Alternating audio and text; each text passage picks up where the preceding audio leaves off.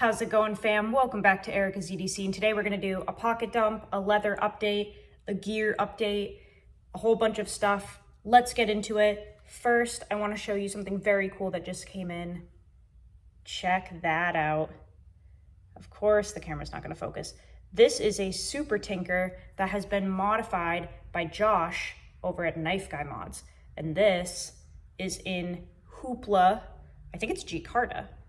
But this is really cool. And this just got here. I'm gonna be testing this. I believe it's the first time that he's ever worked on a Swiss Army knife with 3 layers. Seems like a difficult task. He nailed it. Everything is awesome on it. There are just a few little minor gaps and stuff, but this is something really cool that has come in, and we're gonna try it out, see what happens. So I wanted to show that to you guys because it's got a lot of orange in there, and you guys know I love orange. Let's get into the stuff that I've also been carrying lately. Pocket dump, if you will. It's just really jumbled because it's all on the bench here. So, fail-safe goods, smash and grab. Wallet hasn't changed. It's kind of blown out with the cash there, but that is always in the pocket. For my pen, I've been carrying this Refined Ink. I think it's Refined Ink. Yeah, that's his Instagram page. Refined Ink pen that David milled on a lathe or whatever. I don't know much about making pens, but he freaking made this thing. So it's natural micarta. I believe he purchases the little bits that all go together there, but otherwise he, puts it together and makes them and makes the body. So that's the pen I've been carrying lately. Really, really nice. Check out his work on Instagram, Refined Ink. That's what it is. Boring chapstick, nobody cares. The splinter, the 1095 splinter. I made a video on this the other day saying that I am mildly taking back what I have been saying about 1095. If you haven't watched that video, definitely go check it out. It will explain much more in depth what I am referring to currently, but this is a splinter in 1095. It's only 5 thou BTE, 62 HRC, really thin 3/32 blade stock, full flat ground. It's just a tank. It has completely changed my view on using simple steels currently, as long as they are priced accordingly, but that video is really intriguing. On the spot in the video, I was trying to think of a steel that I could compare this to, and I mentioned like Cruware and really well done A2. After I turned the camera off, I realized exactly what this reminds me of. So this 1095 at such a high hardness and the bite that it's giving reminds me of a well done Nitro V. That's what it reminds me of. Nitro V is a really good steel when you treat it high and run it thin. Otherwise, it tends to glass out and it's not really that impressive. But this reminds me of Nitro V. It feels like it in use. It responds like it. The edge, the way it breaks down, also feels like Nitro V. Again, well done Nitro V. But if I could compare this, the experience that it provides, that's what it feels like. So 1095, when done correctly, feels like a world of a difference compared to the really thick, soft stuff that we're used to.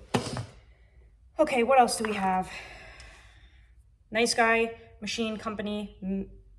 No, Middleman. Yeah, it is the Middleman, I'm pretty sure. This was a birthday gift from Jesse. I have been running this in the pocket every day since I got here. Fabulous little Prybar. I will show you in comparison to the standard size that he makes. Very different in height, okay? So the Middleman has like an inch less than the typical standard Prybars that Archie makes. This is going to come into play later on in the conversation for an exciting announcement. Pocket crucifix, because I still can't find that dang rosary that I lost, and I have no idea where it is, but I will find it. It's not lost, it's just hiding. That's how I think of this. Running the same little keychain setup here with the Surefire Titan, little Ultim bead from ZNC Metalworks, and the Victorinox Classic SD, I think that is. Also have the Issuing Stitches Hank and the log and jotter notebook. And lastly, for the traditional knife, we have it in a little carrot slip here that I made. And this is a Case Sodbuster Jr. recover. This is called the reverse Slater. So it's orange G10 with natural micarta liners. This one's in CV steel, really cool. And riding in a carrot that I made. This is still my best selling slip, hands down. Everybody loves the carrot. This leather is just awesome. I have a lot of new leather, guys. So obviously if you're looking to get something commissioned, hit me up. Lots of new stuff. I also have yellow camo now, which is cool. Speaking of new stuff, let's show a couple things. So first, I want to show you a dart slip I am working on for the Northern Knife Works dart. I thought it would be cool to kind of show what it looks like in the works before the final product, because we don't really get to see that a lot. We don't get to see the in-between steps. It's kind of like the final product. So this is a slip that I am working on for the dart, and it has the orange camo on the front and then Carolina brown Horween on the back. I have not cut this and sanded it and all that stuff yet, so you can see this kind of hangs over. But I did use 12-ounce saddle leather for the welt. So this is a really heavy-duty little pocket slip for the dart, and very much reinforced. But this is kind of what it looks like before it gets trimmed, sanded, punched for stitching, all of that. So I thought that would be kind of cool to show you guys, but those are in the works right now. And then this is just a slip that I am working on for my buddy over on Instagram. This is plum on the front and black saddle on the back. And this is for a blue and black rich light bullbuster from GEC. So as this patinas, this is gonna look really cool and kind of match that bullbuster that he has. But I just thought it would be cool to kind of show that. Again, this needs to be punched for the stitching and then actually stitched, which I will do tomorrow, but just kind of cool to show the in progress stuff, right? And then I made something for the Nice Guy Machine Company standard pry bars. So Archie has like 3 main pry bars that are the like 5-inch size. So he has the plain Jane bar, the Mr. Nice bar. He also has the Mr. Gay bar or something, or the Gay bar, and then the side piece. And they are all these little pry bars that are about 5 inches long.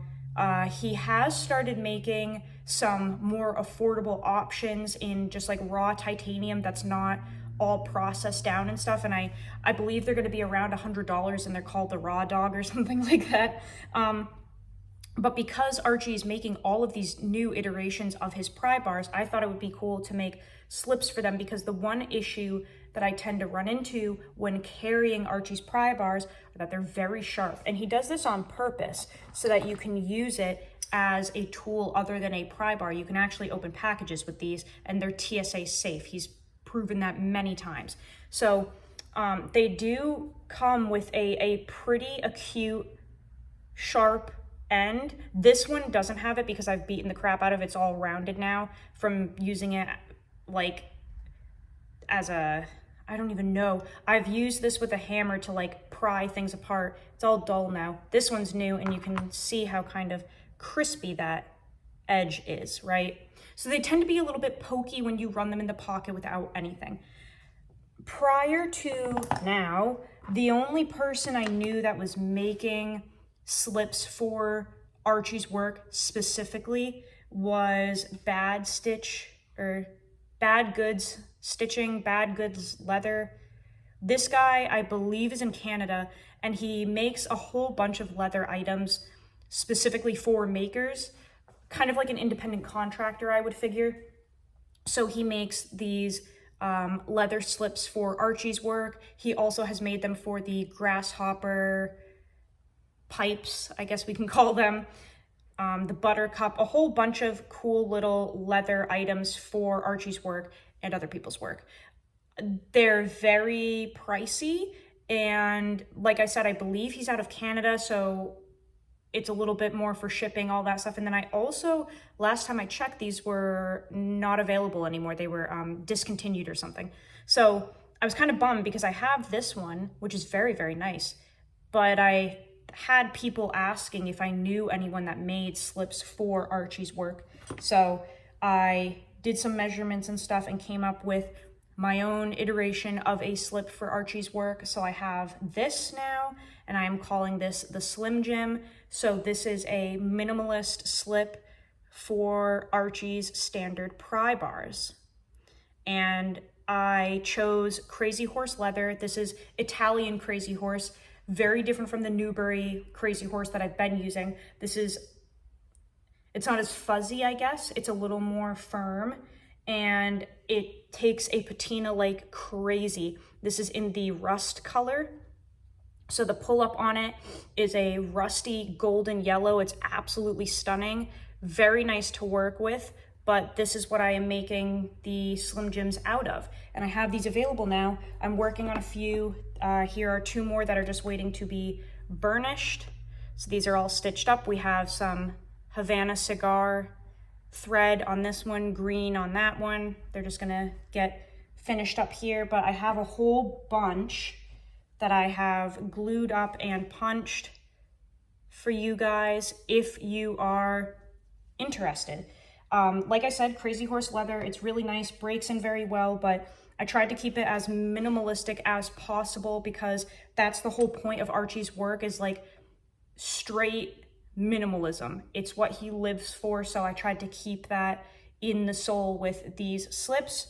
I do not have access to putting clips on slips like this. I don't have the ability to do that.